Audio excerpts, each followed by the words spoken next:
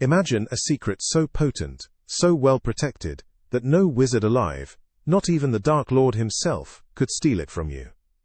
Imagine a charm that could hide your very existence, sealing away truth inside a single soul, unreachable by any spell or curse.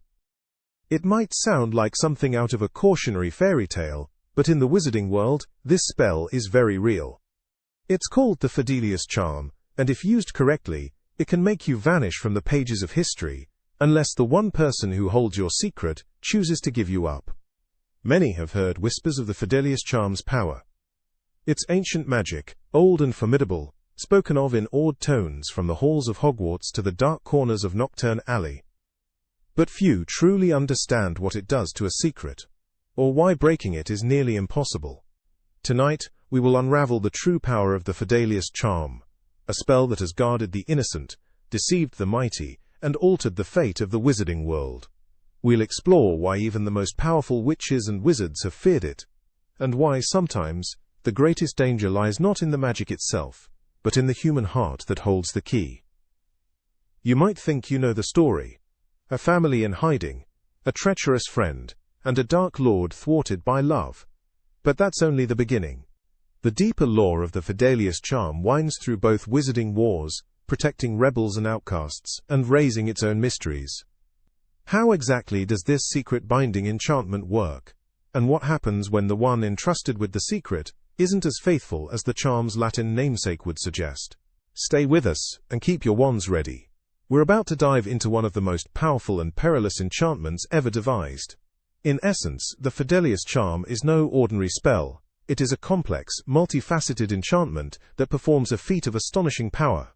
It hides a secret within a living person. Think about that. Literally transplanting knowledge from the world into someone's soul, where it can be locked away from prying eyes. Once a secret is ensnared by the Fidelius Charm, it becomes unknowable to anyone, except those whom the designated secret holder chooses to enlighten. Wizards have other ways to hide things, of course: invisibility cloaks, disillusionment charms, unplottable rooms. But the Fidelius Charm is on another level entirely. It doesn't just hide a person or place, it erases the very knowledge of that person or place from the world's awareness. A house protected by Fidelius might as well be invisible and intangible to every outsider, unless the secret is willingly shared with them. You could walk down a street in London and never realize an entire home is wedged between two buildings, or stand inches from a fugitive wizard and never know they're there. This charm is not taught in any ordinary Hogwarts classroom. It's far beyond any WT level. The magic is so ancient and so demanding that few dare to even attempt it.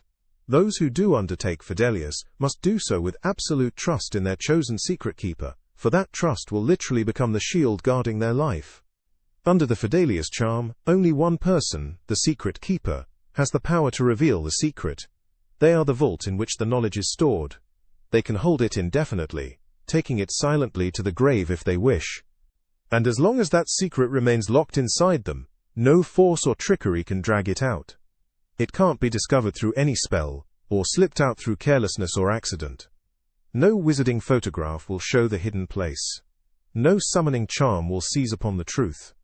Not even the most skilled legilimens can lift the knowledge from the keeper's mind without consent. The secret is bound by magic deeper than simple memory. It becomes part of their very being. The Fidelius Charm's protection is legendary. Once cast, it doesn't matter who else may have known the secret beforehand, the charm overrides it all. The moment the enchantment is complete, every person who once knew, other than the secret keeper, finds themselves strangely tongue-tied. They cannot divulge that information anymore. They might remember it, but they're magically prevented from sharing it in any form. The entire burden of knowledge, and the power to share it, shifts to one soul. If that secret keeper stays silent, the secret remains utterly hidden to the outside world. There is no brute forcing a Fidelius secret. You can't bully it out of them with threats, nor can you torture it out of them, if they truly don't wish to speak. Cut. In fact, the charm is so absolute that even the imperious curse, designed to override a person's will, cannot compel a secret keeper to betray their secret, unless, on some level, they allow it. Only a willing, conscious revelation by the keeper will expose what's protected. It's a safeguard so strong that across history, even the darkest wizards have been stymied by it.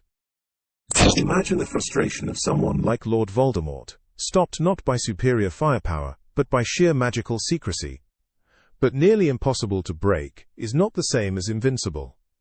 The Fidelius Charm has one key weakness. It ultimately relies on the integrity of the secret keeper. The magic itself will hold perfectly, until the person at its core fails it. And that is exactly how one of the most infamous tragedies in wizarding history unfolded. However, even this nearly unbreakable charm can be undone by betrayal. In the midst of the First Wizarding War, James and Lily Potter were marked for death. Lord Voldemort sought their infant son, Harry, believing a prophecy that this child would be his downfall. As the noose tightened, the Potters did something desperate. They invoked the Fidelius Charm to hide themselves and their baby. In late October 1981, in the sleepy village of Godric's Hollow, an old cottage became the site of one of the most powerful protective enchantments ever cast. The Potters entrusted their secret to a friend. They appointed a secret keeper. Initially they intended that friend to be Sirius Black, James's closest confidant. But at the 11th hour, Sirius convinced them to change plans. He had a bold idea, a double bluff. He suspected Voldemort would come after him, assuming Sirius would be secret keeper. So Sirius suggested a decoy, Peter Pettigrew, a quiet, unremarkable wizard whom Voldemort might overlook. In theory, it was a brilliant gambit.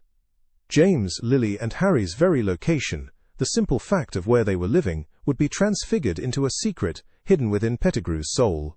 As long as Peter told no one, not even the Dark Lord could find the Potters. And indeed, for a short while, the Fidelius Charm did its job flawlessly. Voldemort combed the wizarding world for the Potter family, but their trail went cold. By all rights, they had vanished. If fate were kinder, this might have been a story of a family saved by unbreakable magic. But the cruel irony of the Fidelius Charm is that its strength is also its fragility. Everything hinged on a single keeper of secrets. Peter Pettigrew had been a friend, a member of the Potters' innermost circle, someone they believed they could trust with their lives. They never imagined that inside that meek exterior lurked a traitor. Pettigrew was already an agent of Voldemort. And when James and Lily handed him their secret, they effectively handed Voldemort the keys to their door. It happened on Halloween night 1981. The cottage in Godric's Hollow lay silent, hidden under layers of enchantment, as a dark figure approached. Voldemort had learned the secret from Pettigrew's own lips. The Fidelius Charm itself did not fail. Pettigrew simply opened the vault willingly, nullifying the spell's protection in an instant. The Dark Lord crossed the threshold of the house unopposed. We know the rest.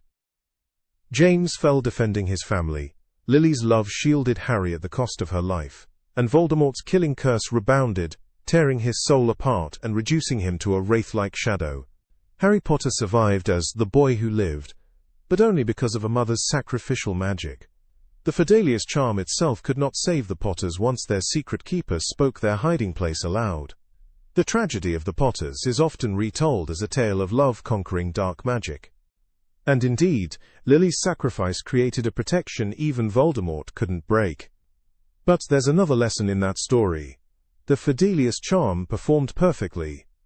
It hid the family so well that Voldemort couldn't touch them until that one trusted person chose to betray them. The charm's true power was demonstrated in the fact that Voldemort, the greatest dark sorcerer of the age, was helpless to find James and Lily until Peter Pettigrew gave him what he wanted.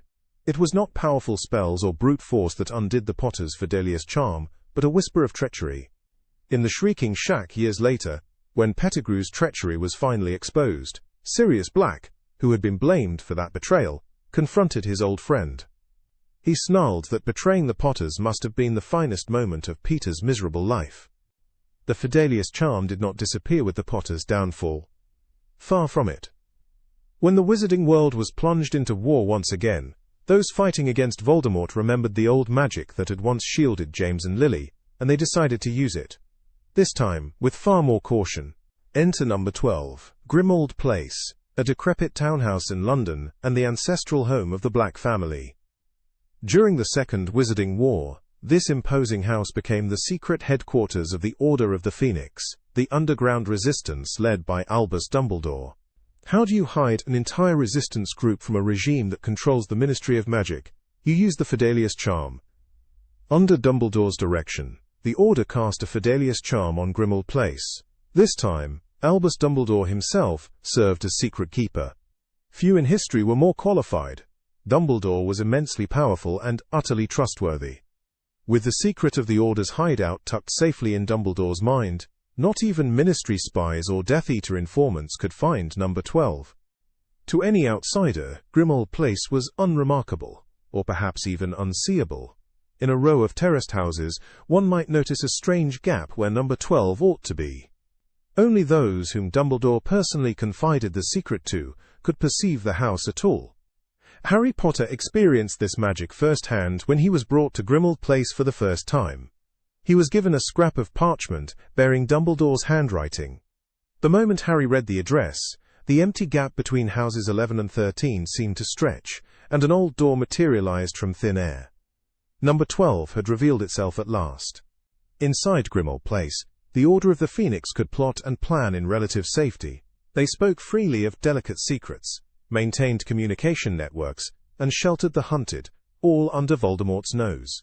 Death Eaters prowled London, and the Ministry itself fell under Voldemort's control, yet 12 Grimmauld Place remained unreachable, protected by the Fidelius Charm's absolute secrecy. It was a sanctuary that held strong even as other refuges were discovered and fell, yet even this fortress had cracks. Not in the enchantment itself, but in the circumstances around it. Dumbledore's role as secret keeper was a single point of failure. If something happened to him, the secret security would falter. And indeed, when Dumbledore met his end on a tower at Hogwarts, the unthinkable occurred. The secret keeper died. By the peculiar rules of the Fidelius Charm, when a secret keeper dies, all those whom that keeper had directly told the secret become secret keepers in turn. In the case of Grimmauld Place, suddenly a whole host of people, members of the Order like Minerva McGonagall, Kingsley Shacklebolt, Remus Lupin, and others, carried the secret. Each of them now held the power to reveal the location to additional people. It was as if the secret, once locked in one vault, had replicated itself into many. This didn't automatically break the Fidelius Charm. The house was still hidden from anyone who hadn't been told. But the risk was now much greater. With many secret keepers, the chances rose that someone might be captured or coerced, or that a careless word could let slip the secret. In fact, it was not Snape but another Death Eater who nearly cracked this refuge. In a tense turn of events, Harry and his allies had infiltrated the Ministry of Magic and barely escaped capture. They apparated back to Grimmauld Place, only to discover that a Death Eater, Yaxley, had managed to latch onto them during transit. For a brief heartbeat, Yaxley was pulled inside the Fidelius Charm's protected space. He hadn't been told the secret by a secret keeper, so under normal circumstances, he shouldn't have been able to find the house on his own. But by physically clinging to someone who did know, he effectively piggybacked through the magical barrier. Yaxley found himself crossing the doorstep of Number 12, confirming the location of the Order's sanctuary with his own eyes. Although Harry and his friends managed to throw Yaxley back out and fled, the damage was done. The Order's last great stronghold was compromised and had to be abandoned. Grimmauld Place fell silent and empty. Its enchantments technically unbroken, yet its safety shattered by a clever workaround. The lesson was clear. While the Fidelius Charm itself held true, cunning and chance had found a way to slip a knife between the armor's joints. Beyond Grimmauld Place, the Order used Fidelius Charms to secure other refuges. The Weasley family, for instance, went into hiding at Aunt Muriel's home under a Fidelius Charm with Arthur Weasley as secret keeper, while Bill Weasley did the same for his seaside home, Shell Cottage. These protections kept the Weasleys and their allies safe. Even as Voldemort's forces scoured the country, they couldn't find those hidden havens. When Harry and his friends narrowly escaped from Malfoy Manor, they were brought to Shell Cottage, a sanctuary whose location Bill had concealed. There, joined by fellow escapees like Luna Lovegood and Mr. Ollivander, they could rest and regroup beyond the Dark Lord's reach. Indeed, the Death Eaters never discovered these Fidelius-protected safehouses before Voldemort's final defeat. The Fidelius Charm's true power is the utter secrecy it provides. It's like casting a person or place into oblivion, only to be retrieved by a specific key holder. But the very thing that makes it powerful also makes it perilous. The charm itself is unbreakable by conventional magic, yet it is wholly vulnerable to the human element. In each case we've seen, the outcome hinged on trust, loyalty, and occasionally on clever exploits, rather than brute magical force. Consider what would happen if a secret keeper were to die without ever revealing their secret. If Peter Pettigrew had perished unexpectedly before betraying the Potters, and without confiding in anyone else, James and Lily might have been permanently hidden. The secret of their location would effectively have died with Peter, leaving even their allies unable to find them. Fidelius conceals secrets so tightly that they risk becoming irretrievable. Being a secret keeper is thus an immense responsibility, and, quite frankly, a dangerous burden. This danger isn't just hypothetical.